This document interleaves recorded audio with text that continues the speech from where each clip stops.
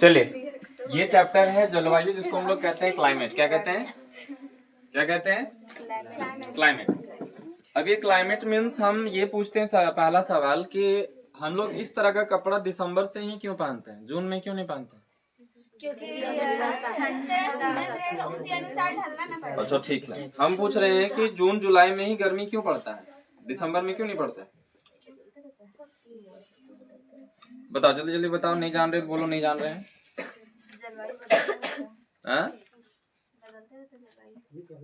जलवायु बदलते रहता है। कुछ कुछ क्वेश्चन है। मानसून शब्द की उत्पत्ति कौन से भाषा से हुआ है? और मानसून मतलब क्या होता है? मौसम। कौन सा भाषा से हुआ है? अरबी। अरबी भाषा से हुआ है, ठीक है। इसका मतलब है मौसम। क्या है? मानसून का अर्थ होता है वर्ष भर के दौरान वायु की दिशा में ऋतुओं का परिवर्तन। कितना ऋतु है हमारे भारत में? कौन कौन? बोलो जल्दी जल्दी बोलो। शीत ऋतु,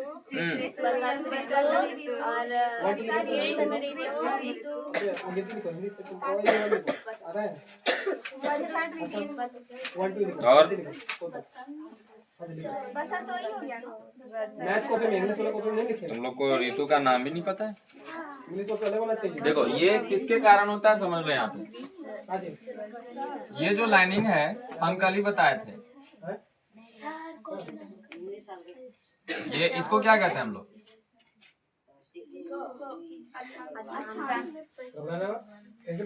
और इसको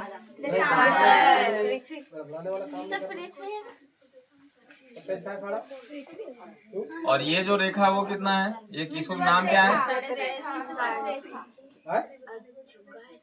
अच्छा, इतना फटा तो फट गया। विषुवत रेखा, ठीक है। हाँ, कैसे कर दो? जो इसमें एक रेखा होता है, जो विषुवत रेखा का क्या काम होता है बता सकती है कोई?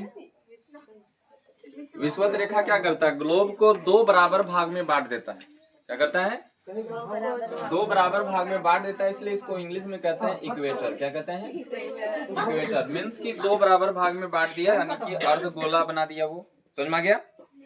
अब यहाँ पे हम लोग जानेंगे कि जलवायु आखिर होता क्या है, ठीक है। इसको हम लोग बोलते हैं अंग्रेजी में क्लाइमेट बोलते हैं, ठीक है। ये पूरे एक मिश्रण को बोलेंगे। जैसे इसमें मौसम भी आ जाएगा, इसमें कुछ जो कारक होंगे, जैसे अभी जो है बाहर में बहुत ठंड है, लेकिन गर्मी के टाइम में क्या होता है? ठंड नहीं लगता है, आदमी यहाँ पे परेशान हो जाता है, बिना पंखा को नहीं चल पाएगा। रह पाएगा? नहीं रह पाएगा। तो आखिर ये हम लोग महसूस कैसे करते हैं? तो इसका कोई कारक ना होगा, इसको कहते हैं हम लोग वायुमंडल। क्या कहते हैं? ये वायुमंडल ही है ना, जो सारा कण इस तरह से ठंडा गर्म, तब जाकर के हम लोग महसूस करते हैं। अगर वायुमंडल ही नहीं रहेगा तो ना गर्मी लगेगा, ना ठंडा लगेगा, ना कुछ भी होगा। बस माया, जो हम लोग बोल रहे हैं वो भी सुनाई नहीं देगा। इसका मतलब हम ये बोल रहे हैं कि स्पेस का जो आदमी होता है ना, उसको कुछ भी प्रभाव नहीं पड़ता है। स्पेस में आप कितना भारी है वो भी नहीं पता है, वहां पे कितना भारी है उसका कोई मैटर नहीं है, वो आराम से उठा सकते हैं रुई की जैसा। बस माया, इसीलिए कोई बोला जाता है कि जब कोई स्पेस से आता है वो धरती में ना चल नहीं पाएगा, ऐसा हो जाता है उसका हाल। स्पेस में घूम करके लगभग 1 महीना घूम ले वो लोग और बोले कि अब चलो, चल ही नहीं पाएगा। क्यों? क्योंकि उसको आदत है हवा में उड़ उड़ के। तो यहाँ भी कैसे करेगा? आदत बना रहेगा। बात समझ में आया? तो ये है हमारा वायुमंडल होने के कारण। अब यहाँ पे अक्षांश और देशांतर, लैटिट्यूड और लॉन्गिट्यूड का क्या काम है, कोई बताएंगे? इसको अंग्रेजी में बोलते हैं लैटिट्यूड और इसको बोलते हैं हम लोग लॉन्गिट्यूड, ठीक है। इसका क्या क्या काम है, कोई बताएंगे? हाँ, यहाँ पे एक वर्ड लिखे हुए हैं। क्या काम है इसका? जब आप मैप ऑन करते हैं तो मैप में 2 चीज दिखाता है, लॉन्गिट्यूड और लैटिट्यूड। अब बात को समझिए। जैसे मान लो कि हमारा जो भारत है वो इधर है, किधर है? दक्षिणी गोलार्ध में। किधर है? है ना? तो दक्षिणी गोलार्ध में है और इसमें भी हमारा जो है एक कर्क रेखा गुजरता है ना। और एक होता है यहाँ पे कौन कौन सा, अब ये जो है हमारा जो अक्षांश और देशांतर है, तो ये भी तो कट के जा रहा ना, जा रहा कि नहीं जा रहा है? अब देखिए यहाँ पे जो आर्मी लोग होते हैं या पुलिस फोर्स होते हैं वो पता कर लेते हैं जीपीएस के माध्यम से कि कितना लॉन्गिट्यूड है और कितना लैटिट्यूड है। हमारा जो कर्क रेखा वो कितना डिग्री में झुका हुआ है? 23.5 डिग्री। ठीक है, तो अब ये बात को समझे, लॉन्गिट्यूड और लैटिट्यूड का मतलब है कि जहां जहां जलवायु, यानी कहने का मतलब है वायुमंडल, जहां पे कोई जरूरी नहीं है ना कि यहाँ पे अगर बारिश हो रहा तो उधर भी बारिश होगा, तो ये जलवायु करवाती है। ठीक है, अब यहाँ बात समझिए, वायुमंडल जो है एक तरह का ये प्रभाव कारक होता है, वायुमंडल के अलावा भी और है, हम बताते हैं। तो ये लैटिट्यूड और लॉन्गिट्यूड का समझ में आ गया, क्या काम है इसका? कोई भी एग्जैक्ट लोकेशन को प्राप्त करना, कोई भी, तो ये लॉन्गिट्यूड और लैटिट्यूड का काम है। ठीक है, ये एक कोडवर्ड भी रहता है, किसी को पता भी नहीं चलेगा। अब तो पता चल जाता है, हर एक के पास मोबाइल मिल जाता है, लेकिन सबको पता पहले नहीं चलता। अब थोड़ा हम चलते हैं कि इस पर नियंत्रण कैसे करें। हम नियंत्रण कर सकते हैं क्या? जलवायु पर नियंत्रण कर सकते हैं? इसको नोट करना है क्या? जलवायु पे नियंत्रण कर सकते हैं? ये आदत थोड़ा खराब लगता है। अब समझो यहाँ पे लैटिट्यूड और लॉन्गिट्यूड क्या होता है। अगर ये नॉर्थ टू साउथ, यानी इसको बोलते हैं उत्तरी, क्या बोलते हैं? जो लिखवाए वो और जो अभी दिखा रहे वो, दोनों को ध्यान से देखो। उत्तर से दक्षिण की ओर जो जाता है उसको हम लोग बोल देंगे, और जो पूर्व से पश्चिम की ओर जाता है उसको अक्षांश। दोनों का प्रयोग हम लोग क्या करते हैं? किसी भी एक करेक्ट जगह को पता करने में। समझ में आ गया? अभी हम मैप में करके दिखाएंगे आप लोग को, और ये रिकॉर्डेड करके हम आपको यूट्यूब में जब अपलोड होगा वो भी हम दिखा देंगे। ठीक है, कि कैसे स्थान को पता किया जाता है। ठीक है, टाइम अभी है। अब यहाँ क्वेश्चन है कि राजस्थान में घरों की दीवार मोटी और छतों को चपटा क्यों बनाया जाता है? हाँ, राजस्थान में देखा जाए तो रेगिस्तान है ना, और रेगिस्तान में जो बालू होता है, रेत होता है, वो उष्मा का अच्छा क्या होता है, सुचालक भी होता है। और ये रात में क्या होता है कि ठंडा भी ज्यादा हो जाता है और दिन में गर्म भी हो जाता है। तो उस चीज से बचने के लिए उसका जो छत होता है वो क्या होता है? मोटा। हाँ, छत भी और दीवार दोनों, छत को चपटा किया जाता है, मतलब गुम्बद जैसा नहीं बना जाएगा। अब यहाँ देखो, तराई क्षेत्र तथा गोवा और मंगलोर में ढलवा क्यों बनाया जाता है? ढलवा मतलब ढलाई जैसा। ठीक है,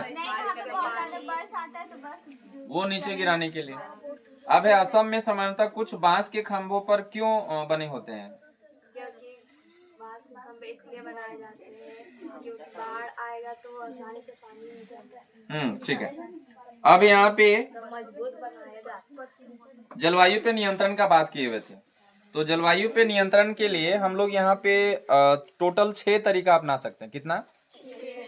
पहला जो बताया गया है वो किसी भी क्षेत्र की जलवायु को नियंत्रित करने के लिए अक्षांश, ऊंचाई, वायु दाब, पवन तंत्र और समुद्र से दूरी। समुद्र से दूरी, हल्ला नहीं करेंगे, बहुत हल्ला कर। समुद्र से दूरी मतलब समुद्र कितना दूर है, ये भी निर्भर करता है कि हमारा जो जलवायु कैसा होने वाला है। बार बार उड़ीसा में क्या है, चक्रवात और तूफानी सब आते रहता है, सामने है ना, ज्यादा चक्रवात से संबंधित वो एरिया है वो, है ना। उसके बाद बताया जा रहा है कि इसमें जो है 6 तरीका है महत्वपूर्ण भूमिका निभाता है। कितना? 6। कौन कौन है? तो पृथ्वी की गोल आकृति के कारण, पृथ्वी के इससे प्राप्त सौर ऊर्जा की मात्रा अक्षांश के अनुसार अलग अलग होता है। जितना डिग्री है ना, सब में अलग अलग होता है। ठीक है, अगर हम यहाँ पे देखें तो ये 0 से शुरू होकर के टोटल 23 से लेकर के 90 रहेगा यहाँ पे, उसके बाद फिर बढ़ जाएगा और ये टोटल जो है 360 बनाएगा ना। कोई भी स्फीयर या जो सर्कल होता है कितना डिग्री बनाता है? 360 डिग्री बनाता है। यहाँ पे बोला जा रहा है कि तापमान विषुवत वृत्त से ध्रुवों की ओर जाने पे घटता है। अभी क्या बोल रहा है? विषुवत रेखा से ध्रुव की ओर जाएंगे तो घटेगा। क्या होगा? विषुवत रेखा ये है ना, इधर से इधर की ओर जाएंगे तो क्या होगा, और इधर से इधर की आएंगे तो बढ़ेगा। अब ये बोल रहा है जब कोई व्यक्ति ऊंचाई की ओर जाता है तो वायुमंडल सघनता कम होता है, यानी कि जैसे जैसे ऊपर जाएगा वायुमंडल कम होता जाएगा, उसमें O2 की मात्रा कम होते जाएगा। और इसे एक ये भी क्वेश्चन का आंसर बनता है कि बताइए पर्वतीय क्षेत्रों में दाल बहुत धीरे धीरे क्यों सींचता है? ऑक्सीजन के कारण। ठीक है, अच्छा, ये जो पर्वतारोही होते हैं, पर्वतारोही मतलब जो माउंटेन क्लाइंबर होते हैं, जो चढ़ते हैं, उसके पीछे ना ऑक्सीजन का गैस लेके जाते हैं। क्यों पता है? लेवल कम हाँ।